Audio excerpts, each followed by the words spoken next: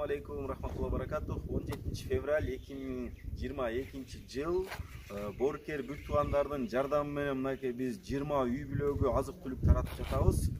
Бул Каракөл шаарында жашаган тургундардын жардамы менен жана Кудай өткөрөт элем деп акчасын алып келип бергендер бар, чет өлкөдө иштеп акчаларын салгандар бар. Ошолордун аманаттарын Кудай буйруса мынакей Каракөл шаарында аярлуу катмарда жашаган жетим жесир эжелерге, инвалидтерге продуктун таратып жатабыз.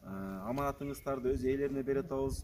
Садакаңыздарды Аллах кабыл кылсын, үй бүлөңүздөргө тынччылык берсин, аманчылык берсин, береке берсин. Ар дайым ушундай берешен колдон болуңуздар.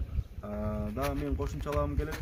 Биз көптөн бери продуктту тарата элекпиз. Эмне үчүн дегенде, биз көбүнчө азыркы учурда аярлуу катмарда жашаган жетим жесирлерге кризисный борбор курабыз деп ошого менен алек болуп чогулган акчаларды ушу документтерге, жерлерге жумшап атабыз.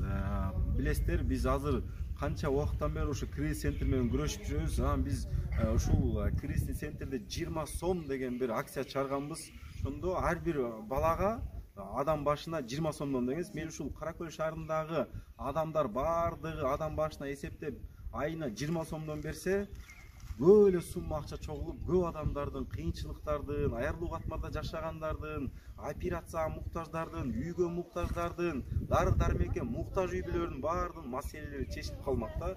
Ушуга жакшы көңүл буруп койсоңуздар, абдан жакшы болмок. Кудай буйруса, аманатты өз өзүнө берип атабыз. Садакаңыздарды Аллах кабыл кылсын.